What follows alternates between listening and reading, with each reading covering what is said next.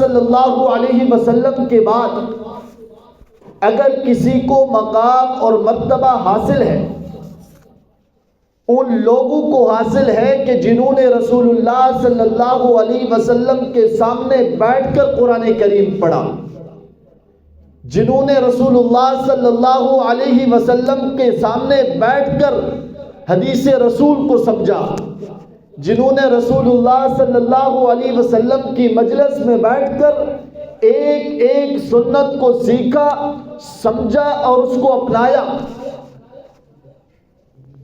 رسول اللہ صلی اللہ علیہ وسلم چلے کیسے، بیٹھے کیسے، نماز کیسی پڑھی، اذان کیسی دی، اذان کا حکم کیسے دیا، مسجد میں کیسے آئے، فرض کا اہتمام کیسے کیا، جہاد میں گئے تو غزوات میں کیسے لڑے، باہر گئے تو لوگوں سے گفتگو کیا کی، کیسے کی، انداز کیا تھا، یہ ساری کی ساری سیکھنے والے، دیکھنے والے وہ ایک جماعت ہے۔ اس جماعت کو دنیا صحابہ کی جماعت کہتا ہے۔ دنیا کیا کہتی ہے ان کو؟ صحابہ کی جماعت کہتی ہے، کہ جنہوں نے رسول اللہ صلی اللہ علیہ وسلم کے ہر طریقے کو محفوظ کیا۔ کسی نبی کے ہر طریقہ، کسی نبی کا ہر طریقہ محفوظ نہیں ہے، کسی نبی کے اقوال و افعال و اعمال محفوظ نہیں ہیں، لیکن نبی کریم صلی اللہ علیہ وسلم کا ہر عمل محفوظ ہے۔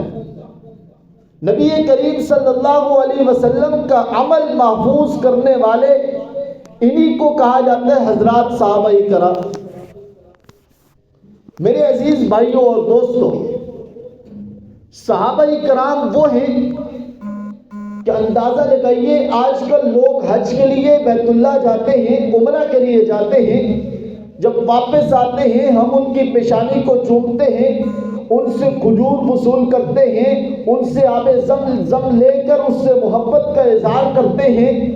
صرف وجہ کیا ہے کہ یہ مدینہ کی کھجور ہے، یہ مکہ کا پانی ہے، یہ آب زمزم ہے، یہ رسول اللہ صلی اللہ علیہ وسلم کے شہر سے آیا ہے۔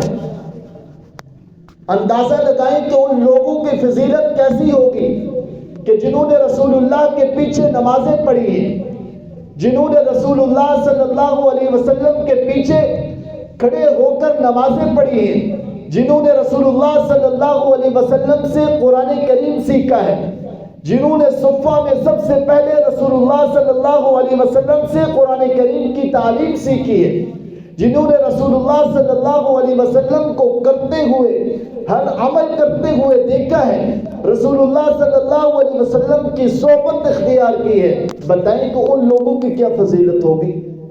ان لوگوں کی فضیلت بیان کی جا سکتی ہے؟ آج اگر ہمارے پاس یہ قرآن کریم جو الماری کے اوپر محفوظ ہے، یہ دو گدوں کے درمیان جو قرآن کریم محفوظ ہے، آج جو احادیث رسول کے ذخیرہ ہمارے پاس جو موجود ہے، آج جو حج بیت اللہ کا طریقہ، آج جو قرآن کریم کا پڑھنا، نماز کا اہتمام کرنا، نماز کی کتنی رکعات ہیں، نماز کا طریقہ کیا ہے، زکوٰۃ کس کے اوپر واجب ہوتی ہے، زکوٰۃ ادا کیسے کرتے ہیں، دیتے کس کو ہیں، اسی طرح رمضان کے روزے آتے ہیں تو رکھتے کیسے ہیں، کن چیزوں سے روزے ٹوٹ جاتا ہے، کن چیزوں سے روزہ ٹوٹ جاتا ہے، مکروہ ہو جاتا ہے، یہ ساری کی ساری محفوظ کرنے والے اور ہم تک پہنچانے والے وہ کون ذات ہیں؟ وہ حضرات صحابہ کرام ہیں۔ وہ حضرات کون ہیں؟ صحابہ کرام ہیں۔ اگر درمیان سے رسول اللہ صلی اللہ علیہ وسلم کے درمیان سے ہم اس جماعت کو اگر ہٹا دیں، نکال دیں، اس جماعت کو چھوڑ دیں، تو پھر ہمارے پاس نہ قرآن محفوظ ہے، ہمارے پاس نہ دین محفوظ ہے، ہمارے پاس نہ نماز محفوظ ہے، ہمارے پاس نہ حج محفوظ ہے، نہ زکوٰۃ کا طریقہ محفوظ ہے، پورا کا پورا دین مشکوک بن جاتا ہے۔ آج میں نے آپ کو سمجھانا ہے کہ آج فتنوں کا دور ہے، ہر طرف صحابہ کرام کے اوپر حملے ہو رہے ہیں، ہر طرف صحابہ کرام کو تنقید کا نشانہ بنایا جا رہا ہے، ہر طرف تاریخ کے گندے اوراق لے کر صحابہ کرام پر تبرہ کی جاتی ہے، ہر طرف صحابہ کرام کو شکوک و شبہات میں ڈالا جاتا ہے، اور یہ کہا جاتا ہے کہ رسول اللہ صلی اللہ علیہ وسلم کے بعد سوائے چند کے سارے گمراہ ہو چکے تھے۔ جب سارے گمراہ ہو چکے تھے تو مجھے بتائیں پشاور میں حضرت سنان بن سلمہ کیوں آئے تھے؟ کیا پشاور میں وہ زمین خریدنے کے لیے آئے تھے؟ بلوچستان میں صحابہ کرام کی قبور موجود ہیں، افغانستان میں صحابہ کرام کی قبور موجود ہیں، پاکستان کے اور بر صغیر کے خطے کے اندر صحابہ کرام کی قبور موجود ہیں۔ میں آپ سے یہ سوال کرنا چاہتا ہوں کہ مجھے بتائیں کہ وہ زمین کے لیے آئے تھے، وہ اپنی کسی پراپرٹی کے لیے آئے تھے، وہ کاروبار کے لیے آئے تھے، وہ کس کے لیے آئے تھے؟ وہ صرف اس کے لیے آئے تھے کہ رسول اللہ صلی اللہ علیہ وسلم کا دین زندہ ہو جائے۔ آج کچھ لوگ کہتے ہیں کہ گمراہ ہو گئے تھے۔ حضرت فاروق اعظم رضی اللہ تعالیٰ عنہ کے دور میں 22 لاکھ مربع میل پر اسلامی حکومت ہے، 22 لاکھ مربع میل پر حاکم وقت حضرت فاروق اعظم رضی اللہ تعالیٰ عنہ نے اسلام کا جھنڈا گاڑا ہے۔ جب حضرت معاویہ رضی اللہ تعالیٰ عنہ کا دور آتا ہے تو 22 لاکھ سے 64 لاکھ 65 ہزار مربع میل پر اسلامی حکومت تھی۔ سب سے زیادہ علاقے فتح کرنے والے، سب سے زیادہ فتوحات حاصل کرنے والے وہ حضرت معاویہ رضی اللہ تعالیٰ عنہ کی شخصیت ہے۔ تو صحابہ کرام نے خطے میں جا کر، علاقے میں جا کر رسول اللہ صلی اللہ علیہ وسلم کے دین کو پہنچایا ہے، رسول اللہ صلی اللہ علیہ وسلم کی تعلیم کو پہنچایا ہے، ایک ایک سنت رسول اللہ صلی اللہ علیہ وسلم کی امت تک پہنچائی ہے۔ آپ مجھے بتائیں کہ آج ہم کھانا کھاتے ہیں، جب کوئی بائیں ہاتھ سے کھانا کھانا شروع کرتا ہے، ایک چھوٹا سا بچہ بھی کہتے ہیں کہ ابا جان، چچا جان، مامو جان بائیں ہاتھ سے کھانا نہیں کھاتے ہیں، دائیں ہاتھ سے کھانا نبی کی سنت ہے۔ ایک بچے کو آج سنت کا علم ہے، یہ قربانیاں کس کی ہیں، یہ خون کس کا لگا ہوا ہے۔ کہ آپ کو یاد نہیں ہے اسی حضرت بلال کو صرف اس بات پر تپتی ہوئی ریت پر لٹایا گیا تھا، صرف اس بات پر تپتی ہوئی انگاروں پر لٹایا گیا تھا، برف کے بلاک رکھے گئے تھے کہ تو رسول اللہ صلی اللہ علیہ وسلم کا دین چھوڑ دے، تو کلمہ چھوڑ دے، رسول اللہ صلی اللہ علیہ وسلم کی تعلیم چھوڑ دے۔ حضرت سمیہ رضی اللہ تعالی عنہ جو خاتونوں میں، عورتوں میں سب سے پہلے شہید ہوئی ہے، اس بات کو بھی نوٹ کیجئے۔ آپ کسی سے سوال بھی کر سکتے ہیں کہ اسلام کے اندر سب سے پہلے شہید ہونے والی خاتون کا نام بتائیں، وہ حضرت سمیہ رضی اللہ تعالی عنہ ہے۔ حضرت سمیہ کو کیسے چیرا گیا تھا، کیسے آفریں پیش کی گئی تھی کہ تو رسول اللہ کا دین چھوڑ دے، رسول اللہ صلی اللہ علیہ وسلم کا کلمہ چھوڑ دے، لا الہ الا اللہ کہنا چھوڑ دے۔ حضرت سمیہ نے کہا کہ میرے اگر ٹکڑے بھی کر دو تو میں رسول اللہ کا دین نہیں چھوڑوں گی۔ کیسے کیا گیا، کیسے ان کو ذبح کیا گیا؟ ایسے کیا گیا، آپ اندازہ لگائیں، حضرت سمیہ کو بھی سامنے رکھیں، اپنی بیٹیوں اور اپنی بہنوں کو بھی سامنے رکھیں، وہ بھی کسی کی بہن اور بیٹی تھی لیکن دین پر اتنی مستقم تھی، دین پر اتنی قائم تھی کہ اس کو دنیا کی کوئی طاقت جھکا نہیں سکی۔ حضرت سمیہ سے کیسے حضرت سمیہ کو چیرا گیا، ایک طرف ایک اونٹ، دوسری طرف دوسرا اونٹ، اور رسی حضرت سمیہ کے ٹانگوں پہ ڈالی گئی، باندھا گیا، اس طرف اس اونٹ کو دوڑایا گیا، اس طرف اس اونٹ کو دوڑایا گیا، حضرت سمیہ کو چیر دیا گیا، لیکن موقف پہ کمپرومائز نہیں کیا۔ آج کچھ لوگ یہ کہتے ہیں ہمیں کہ آپ صحابہ کہتے رہتے ہیں، صحابہ اکرام نے کیا کیا ہے؟ رسول اللہ صلی اللہ علیہ وسلم کے بعد والعیاذ باللہ وہ دوسری طرف چلے گئے تھے۔ میرے عزیز بھائیوں اور دوستوں، یہ فتنوں کا دور ہے. صحابہ اکرام کو شکوک و شبہات میں اس لیے ڈالا جاتا ہے. میں آپ کو وجہ بتا دیتا ہوں. قادیانی رسول اللہ صلی اللہ علیہ وسلم کا انکار نہیں کرتے, کلمہ یہی پڑھتے ہیں, کلمہ یہی پڑھتے ہیں, نماز اسی طرح حنفیوں کی طرح پڑھتے ہیں, ہماری طرح پڑھتے ہیں, مساجد اسی طرح انہوں نے قائم کی ہوئی ہیں, عبادت کرتے ہیں, ذکر اور اذکار کرتے ہیں, قرآن کریم کی تلاوت کرتے ہیں. ہم ان کو کافر کہتے ہیں اس لیے کہ وہ رسول اللہ صلی اللہ علیہ وسلم کو آخری نبی نہیں مانتے. آج کوئی شخص یہ انکار نہیں کر سکتا کہ اللہ رب العزت کی ذات نہیں ہے. آج کوئی شخص قرآن کریم کو جعلی کتاب نہیں کہہ سکتا.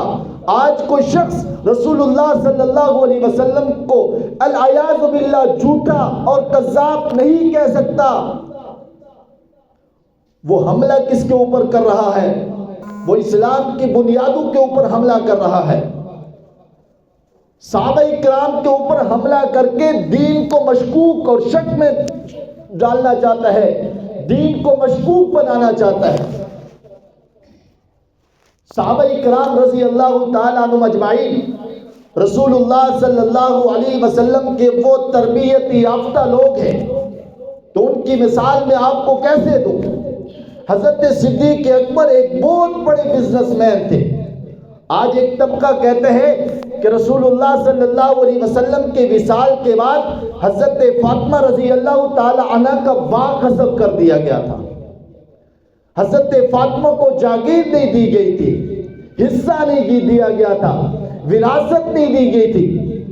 مجھے بتائیں کہ جو شخص رسول اللہ صلی اللہ علیہ وسلم پر اپنا سارا مال قربان کر دے, اور تبوک کا موقع ہے, حضرت فاروق اعظم کہتے ہیں کہ صدیق اکبر ہر بات پہ بازی لے جاتے ہیں, اس بار میں گھر کے مال کے 2 حصے کرتا ہوں, ایک اللہ کے نبی کی خدمت میں پیش کرتا ہوں اور ایک گھر میں چھوڑتا ہوں. میں صدیق سے آگے بڑھنا چاہتا ہوں اور میں صدیق سے اس مرتبہ تو بازی لے کر جاؤں گا. حضرت فاروق اعظم گھر کے 2 حصے کر کے ایک حصہ نبی کی خدمت میں پیش کرتے ہیں. حضرت صدیق اکبر رضی اللہ تعالیٰ عنہ گھر کا سارا مال اٹھا کر نبی کی خدمت میں پیش کرتے ہیں. ام المومنین حضرت عائشہ فرماتی ہیں کہ میں اس وقت اپنے والد کے گھر میں تھی. حضرت صدیق اکبر آئے اور کہنے لگے کہ یہاں پہ ایک سوئی میں نے رکھی تھی, وہ رہ گئی ہے, میں چاہتا ہوں کہ اللہ کے نبی جب اعلان کر رہے ہیں صدیق اکبر کے گھر میں ایک سوئی بھی نہ رہے. سوئی بھی پیش کر دی. جسم کے اوپر ایک بہترین لباس پہنا تھا اس لیے کہ کاروبار بھی کپڑوں کا تھا. کہتے ہیں کہ صدیق اللہ کے نبی اپیل کر رہے ہیں اور تو بہترین لباس پہن کے پھر رہا ہے. ٹاٹ کا لباس پہن دیا, وہ بھی نبی کی خدمت میں پیش کر دیا. مجھے بتائیں کہ جس نے اپنے لباس تک نہیں چھوڑا وہ بی بی فاطمہ کا باغ غصب کر سکتا ہے؟ وہ حضرت فاطمہ الزہرا رضی اللہ تعالی عنہا کو عنہا کی جاگیر یا ان کا حصہ غصب کر سکتا ہے؟ ہرگز نہیں کر سکتا. میرے عزیز بھائیوں اور دوستوں, یہ کس لیے کیا جاتا ہے؟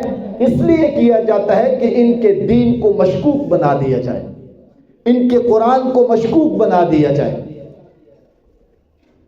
ان کے احادیث کو مشکوک بنا دیا جائے.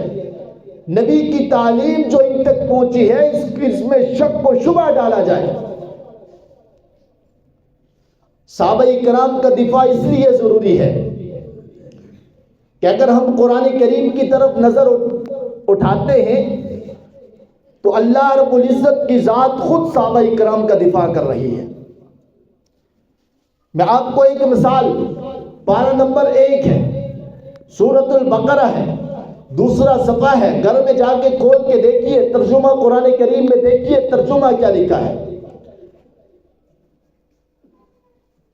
اللہ کے نبی صلی اللہ علیہ وسلم نے مشرکین مکہ کو دعوت دی, کہا کہ اللہ رب العزت کی طرف سے اعلان ہے انؤمن کما آمن الناس, کہ ایمان ایسے لاؤ کہ جیسے یہ لوگ لائے ہیں, یعنی کہ صحابہ کرام. اور مشرکین اور منافقین نے کہا الا